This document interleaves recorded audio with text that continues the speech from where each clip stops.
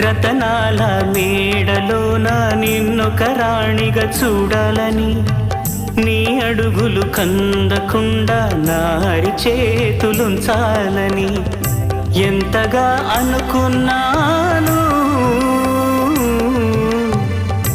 ఏవిటి చూస్తున్నాను,